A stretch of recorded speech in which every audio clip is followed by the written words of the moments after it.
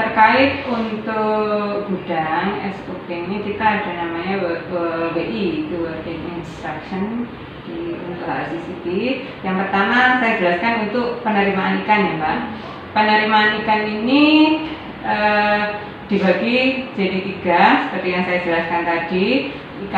Ikan lokal yang fresh, kemudian ikan beku, dan ikan impor. Masing-masing ini penanganannya sih agak beda-beda. Kalau untuk yang ikan fresh ini biasanya tidak masuk ke gudang, tapi langsung kita taruh tangki, kasih es sama garam untuk langsung diproduksi. Tapi kalau ikan beku sama yang ikan impor ini memang dalam keadaan beku. Ini kita simpan di dalam gudang beku, namanya cold storage. Jadi untuk penerimaan awal ya pasti kita lihat yang pertama jenis ikannya, kemudian kualitas ikan. Kita lihat nyampe di pabrik itu ikan masih dalam kondisi beku apa sudah cair. Itu biasanya dilakukan oleh QC. Ada QC untuk penerimaan ikan. Kemudian disampling, diambil beberapa untuk dicocokkan apakah sudah sesuai dengan spek yang kita mau atau enggak.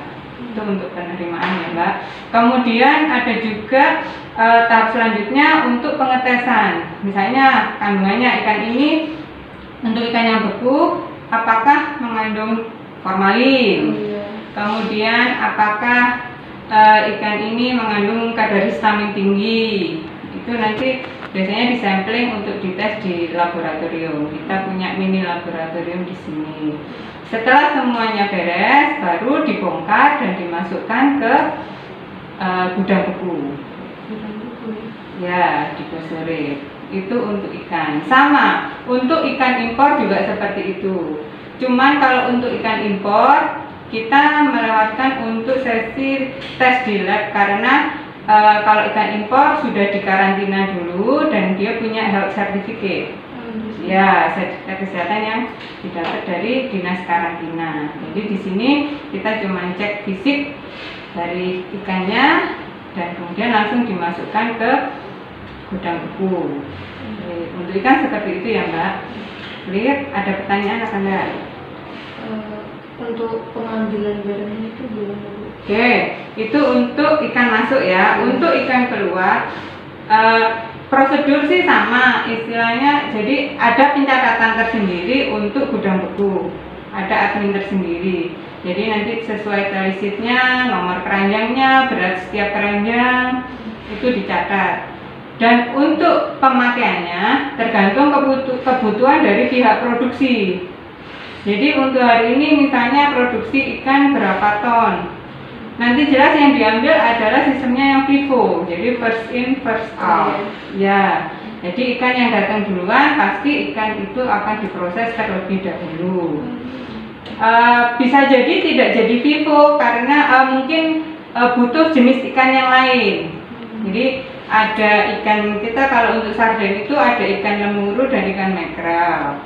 Jadi misalnya kita butuh ikan makrel ya ikan makrel yang diambil duluan gitu Mbak. Sama ikan tuna juga seperti itu.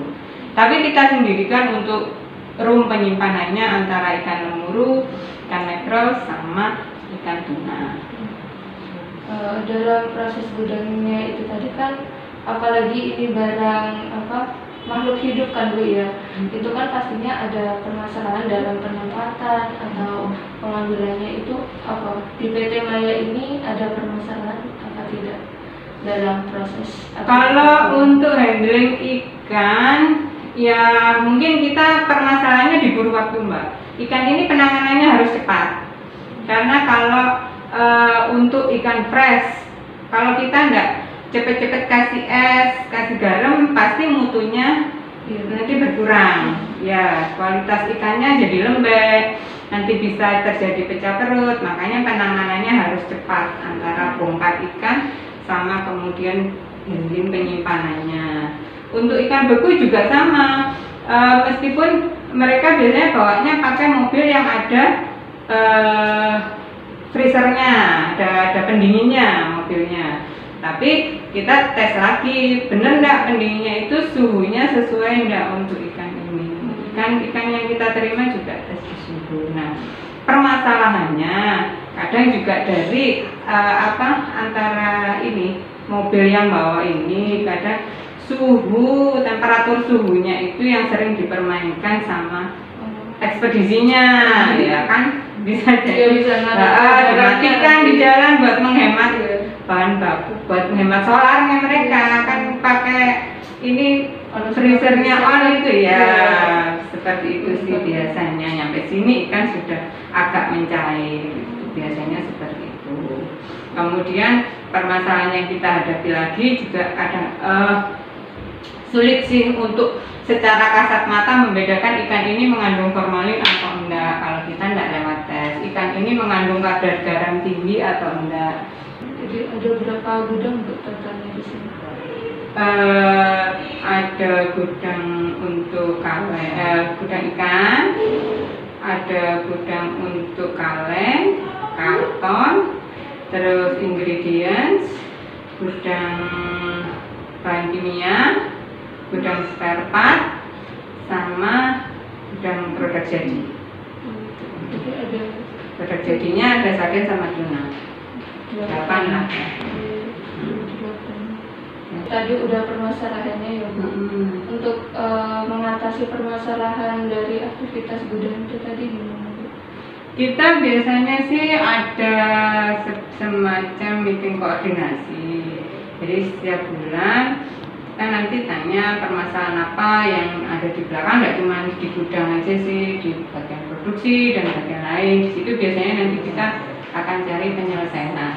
Atau ketika di gudang ada masalah, misalnya ini kenapa baru disimpan kok terjadi karat, produk kita terjadi karat, ya, kita langsung action biasanya dari pihak QC menelusuri ini produksi tanggal berapa, kemudian penyimpanannya di gudang bagaimana, apa tempatnya terlalu lembab, apa mungkin kena bocor gudangnya, seperti itu biasanya Mbak. Jadi ada dari atasan ada koordinasi sama jelas selalu ada koordinasi, baik itu secara formal ataupun informal ya Mbak. Misalnya hari ini terjadi masalah yang perlu kita koordinasi langsung, biasanya baik pun ini gimana penyelesaiannya, ada masalah seperti ini gitu sih.